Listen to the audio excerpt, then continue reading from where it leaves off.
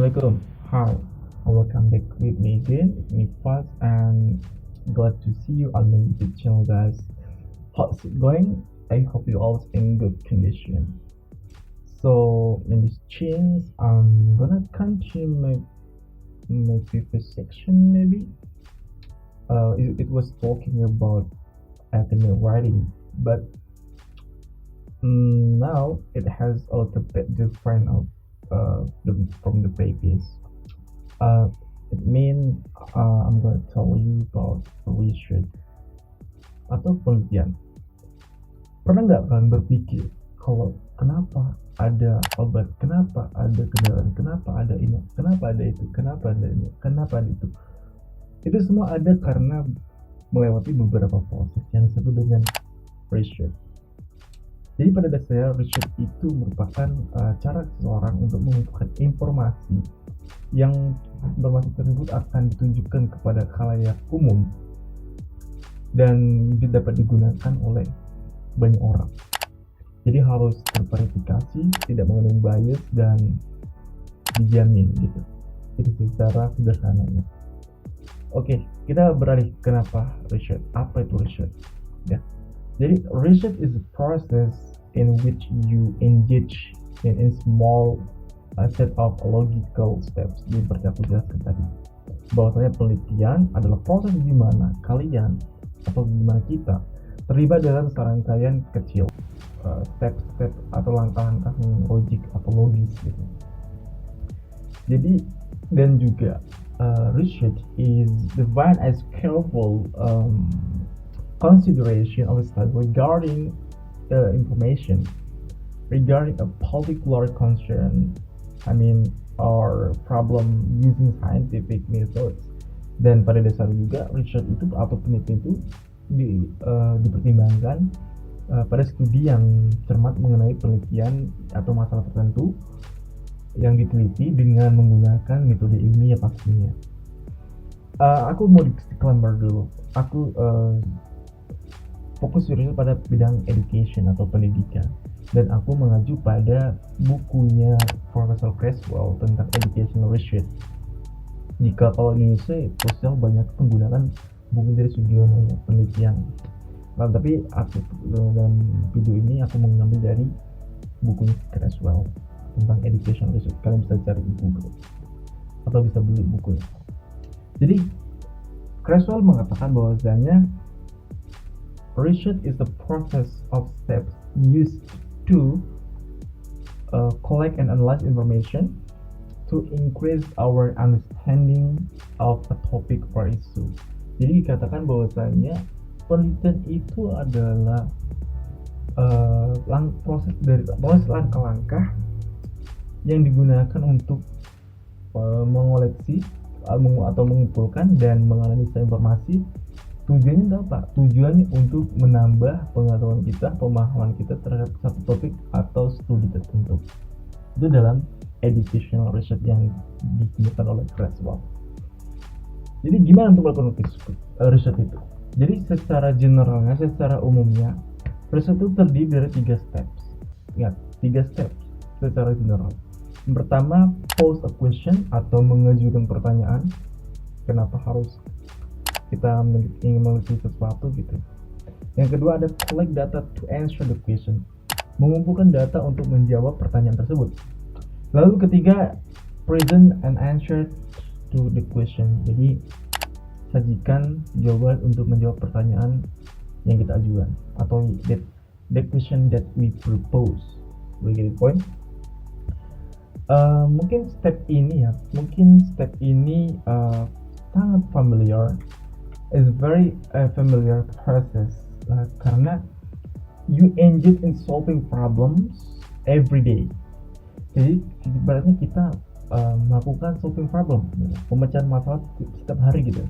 Jadi pertama kita mulai dengan pertanyaan dan lalu kita mengkoleksi informasi dan selanjutnya kita form an answer itu untuk menjawab membentuk sebuah jawaban untuk menjawab pertanyaan tadi gitu. Jadi meskipun ada beberapa langkah ya yang harus dilakukan dalam research yang lebih spesifik nanti akan kita bahas selanjutnya, akan tetapi tiga bentuk general ini, tiga step ini merupakan inti dari sebuah penelitian. Jadi ketika kalian memeriksa studi yang diterbitkan atau penelitian yang sudah diterbitkan atau melakukan riset kalian sendiri, kalian akan menemukan tiga elemen tadi sebagai elemen inti gitu, as the core element. Jadi dalam educational research itu bahwasanya ada beberapa steps yang dikemukakan oleh Creswell, ada 6 atau 6. Jadi yang pertama, identifying a research problem atau mengidentifikasi masalah penelitian. Apa itu mengidentifikasi masalah penelitian? Jadi Creswell mengatakan bahwasanya mengidentifikasi masalah itu adalah terdiri dari menentukan masalah untuk dipelajari, mengembangkan pembenaran untuk mempelajarinya, dan menyarankan pentingnya penelitian atau studi kepada pembaca untuk yang akan membaca penelitian kalian atau membaca laporan kalian. Itu penting dilakukan. Kenapa identifikasi itu perlu dilakukan? Jadi contohnya dalam pendidikan gitu. Contohnya gini, aku ingin ini deh, mau meneliti tentang bagaimana sih cara siswa itu, atau cara guru misalnya, cara guru itu mengembangkan minat belajar siswa gitu. Itu masalah yang akan meneliti misalnya gitu. Nah, jadi maka kita akan menemukan ya masalah tentang proses pengembangan minat belajar siswa yang dilakukan guru selama masa pandemi gitu misalnya. Itu kan masalah sebenarnya, apalagi pandemi kita lihat bahwasanya semua serba online, semua dari rumah dan lain sebagainya. Jadi itu kan sebuah masalah yang cukup besar gitu. Jadi bagaimana prosesnya guru-guru itu mau mengembangkan minat belajar siswa lagi gitu. Nah itu contohnya. Yang kedua apa? Literatur review atau melakukan tinjauan literatur. Apa yang maksud dengan tinjauan literatur itu? Literatur itu berarti seperti ringkasan, menemukan ringkasan, mengkaji buku atau mengkaji jurnal atau mengkaji riset terlebih dahulu yang telah terpublikasi, terindeks gitu pada suatu topik yang sangat relate dengan apa yang mau kalian lakukan, apa yang mau kalian riset gitu.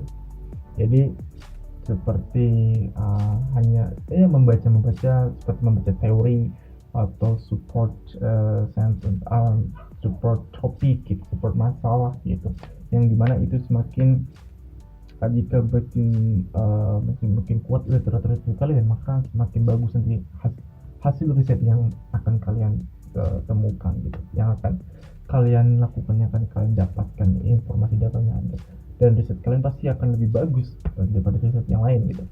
Makanya ada istilah di dalam riset itu ada research gap. Apa itu research gap?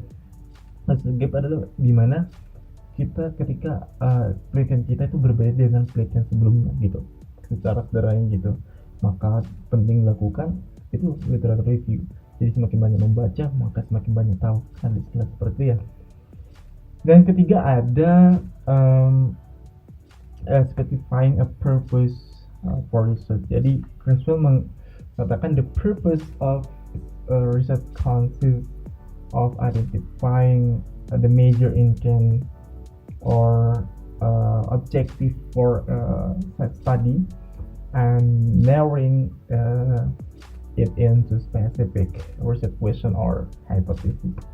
Jadi tujuan dari penelitian itu ada mengidentifikasi maksud dan atau tujuan ya utama untuk mempelajari dan mempersempitnya gitu, menjadi sebuah pertanyaan atau hipotesis tertentu. Jadi ketika kita sudah menemukan masalah tadi dan jika sudah melakukan literatur review, maka kita akan membuat research question. Nah ini penting research question ini. Misalnya tadi contoh masalahnya tentang proses cara guru untuk mengembangkan minat belajar siswa selama pandemi. Mungkin kita bisa membuat research question bagaimana proses dilakukan guru untuk mengembangkan minat siswa pada belajar siswa pada masa pandemi gitu. Contoh dari research question tadi. Yang ketiga, collecting data. Collecting data itu gimana sih maksudnya? Collecting data itu berarti mengidentifikasi dan memilih individu untuk jadi penelitian atau objek untuk jadi penelitian kita gitu. Pastinya kita harus mendapatkan izin dulu nih untuk melakukan penelitian, ya, untuk mempelajari mereka, untuk mengobservasi mereka misalnya gitu. Dan lalu kita mengumpulkan data sesuai dengan fakta di lapangan dan yang dengan pertanyaan yang kita ajukan tadi, atau juga mengamati suatu perilaku mereka gitu. Jadi intinya collecting data itu harus bersifat real.